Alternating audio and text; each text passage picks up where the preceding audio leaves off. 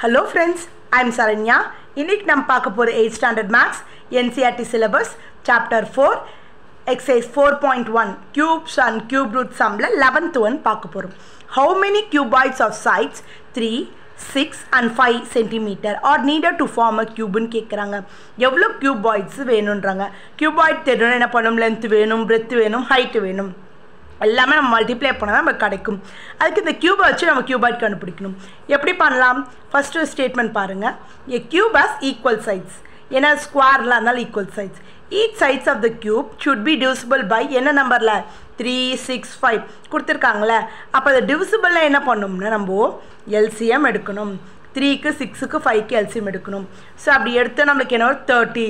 எப்படி 30 இங்க பாருங்க 3 6 5 3 டேபிள் 1 டைம் 2 time 5 இப்போ 2 5 எந்த டேபிளும் போகாது இல்ல அப்ப 3 2s are 6 6 5s are எவ்வளவு 30 இப்போ LCM எவ்வளவு 30 இப்போ நம்ம என்ன பண்ண போறோம்னு பாத்தீங்கன்னா இந்த length கண்டுபிடிக்க number of cuboids required வேணும்ன்றது எப்படி பண்ணனும் அப்படினா கடச்ச LCM ஓட first cube என்ன 3 டிவைட் பண்ணா நமக்கு என்ன வருது 10 அப்போ length அதான் இந்த breadth of the breadth பாத்தீங்க number of cuboid பாத்தீங்க required பாத்தீங்கன்னா LCM ஓட second value 30 by 6 னா எவ்வளவு வரும் 5 third பாத்தீங்கன்னா height number of cuboid required என்ன LCM ஓட third value என்ன 5 சால்வ் பண்ணா என்ன வரும் 6 அப்ப நமக்கு என்ன வேணும் total number of cuboid required தான வேணும் அப்ப total number of cuboid required னா 10 into 5 into 6 10 5s are 50 ஓகேவா 50 into 6 னா 300 therefore the total number of cuboids